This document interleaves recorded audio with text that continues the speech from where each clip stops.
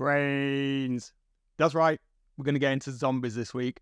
Soulblight Gravelords, zombie chaff, get them to the tabletop, make them look good. We can do it pretty fast, I reckon. Let's do it.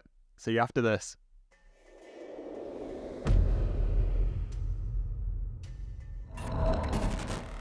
Hey everyone, I'm Wayne. Welcome back.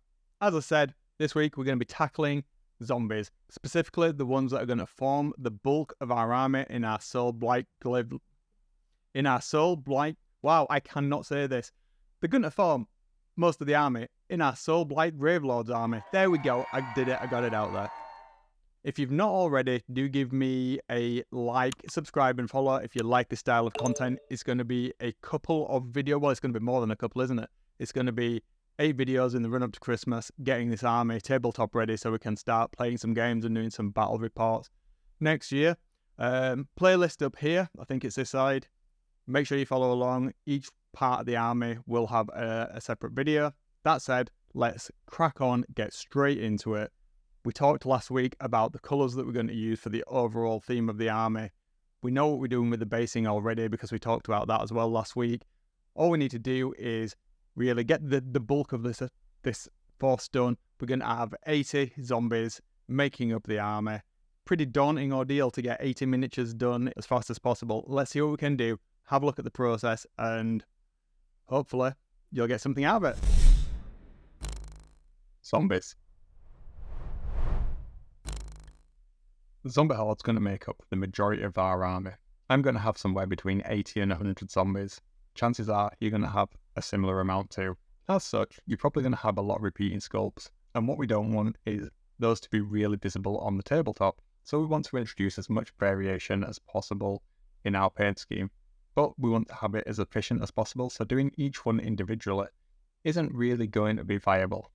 As such, we need a way of making sure that our process is as efficient as possible and brings as much variation as possible to a large number of miniatures. Now, how are we going to do that? Well, let's find out. This is Ziggy Zombie, and Ziggy's going to help us illustrate how we are going to paint our zombies in a nice, fast, and efficient manner. Well, we're going to use the Railcan. I'm going to use a black paint. You could use whatever dark colour you want, but I would recommend black if you're going to follow along with this tutorial. Now, you could use Railcan, you could use airbrush, or you could brush it on yourself. Just make sure that you've got all of the areas covered. The good old Zenithal. This is going to give us a map of all of the light points on this model. Now, I did the Zenithal in batches of 10 models at any one time. I did, however, do an additional step here. It's entirely optional. You can do it if you like. And I did a selective Zenithal highlight on the head and shoulders of each of the models as well. This is just going to bring the emphasis to the face when the model's finished. You don't have to do that if you don't want, or you could do it via dry brushing if you want to just put a little bit of white on there. But I used an airbrush with some white ink just to make it really stand out. The skin tones. Now, this is where we're going to introduce our first bit of variation. I'm using contrast paints, but speed paints or thin down acrylics will work just as well. I used a green, a Caucasian flesh colour, a deathly skeleton-y colour, and a really dark kind of burnt colour. Plague Bearer Flesh is going to give you this green sickly zombie colour, and that's the one that most people are probably going to go for. But you could obviously mix a couple of those paints together. Just find colours that work for you and have a little bit of variation. Now, try not to get any of that paint on the actual cloth part of the model at the moment. But what you should start to see is as you're applying that, it'll be nice and varied from the whiter points on the model to the darker points because of that Zenithal we did in the previous step. We're going to add a little bit of bruising. Again, I'm going to use some contrast paints, but you could use some washes as well here if you wanted. I would recommend using a red or a dark purple. Ideally, the purple will lead in more to the bruised flesh part, and you could add like red later on.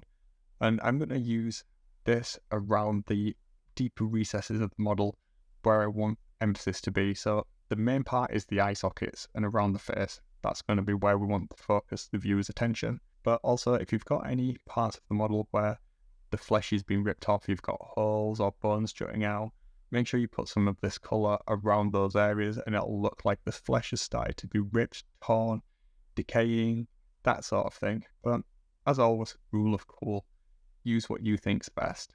Just get some on there, do it nice and fast. Nobody's going to be paying too much attention when you've got hundreds of these on the tabletop anyway.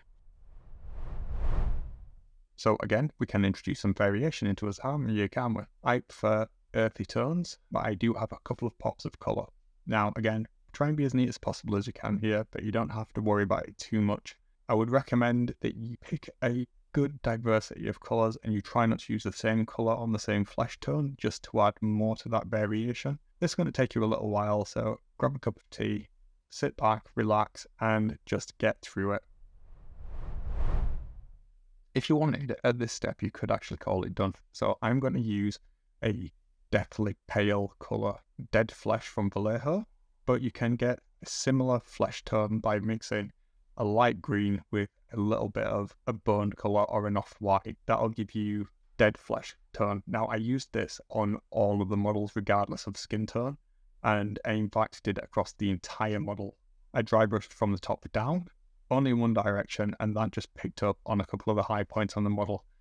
I emphasised around the face, so I gave that a couple of additional layers of dry brushing. If you want to use a different colour for the cloth, something like a light brown, or if you've got a very bright colour that you want to pop, again, use a light colour of that colour. So if it's red, perhaps using a flesh tone, or if you're using blue, a lighter blue, etc. Okay, that's pretty much done at that point. You could, if you wanted, leave it there, base it, and you're done.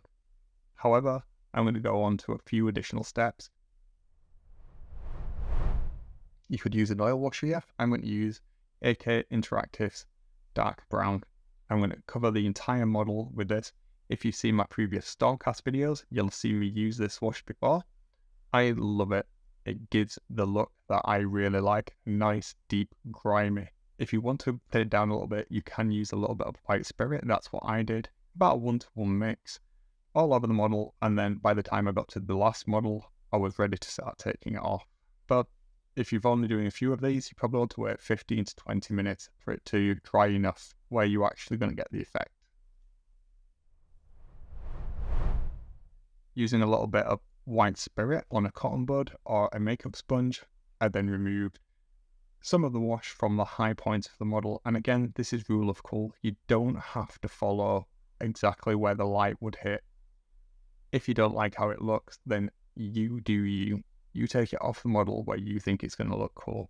It should have tied all of the colours together as well, and you should be starting to see something that looks pretty good at this point, and you shouldn't have invested too much time. So we're going to build on the blood and the bruises that we established earlier on. A little bit of red and a little bit of purple. I'm just going to add the red around any points of interest on the model where there might be open wounds, sores, gashes, anything like that. Definitely if you've got any exposed organs or flesh, you want to do that at this point as well. Now, the last point, finish this off. To get a nice vibrant colour, you could airbrush the eyes if you wanted. However, in this case, because there's so many of them, all I did was come in with some white paint, dotted the eyes, and then a little bit of fluorescent paint. I used a mix of Vallejo and Green Stuff Swirls fluorescence, whatever you've got at hand, or you could just use a nice vibrant green or yellow. And with that, you should be done. Onto the basing then. I'm going to use some AK Interactive's Muddy Ground, and I'm going to use this in conjunction with some of the bases that I'd previously 3D printed out for Cursed City. Now, since this army is going to be made up of some of the units that I had from the Cursed City box set, and I really like the setting of Ulfenkarn, that's what I'm going to use as my basing theme. So, with that said, for my more elite units, I'm going to have those actually in the city. Things like the Vampire Lords and such, they will be just on city bases with a couple of bits and pieces added in. And for the chaff units, the zombies that are pulling themselves from the graveyard surrounding that city, I'm going to have a mix of mud and some of these street tiles. So I'm going to break them up and just have them scattered on the bases. Now, for your bases, you should do whatever you want. Whatever your basing theme is, just make sure that's consistent across your entire army, and that adds the last bit of visual cohesion that you want from your chaff units all the way through to your most elite, and it makes the force look coherent. Now, with the chaff units, they're not part of the structured army, so I didn't use the main colour scheme that we talked about earlier. But as we get into the more elite units now, we will be using that colour palette that we picked out. Don't worry, we'll cover it again in a video later on. But for now, we'll just finish these bases and we're done.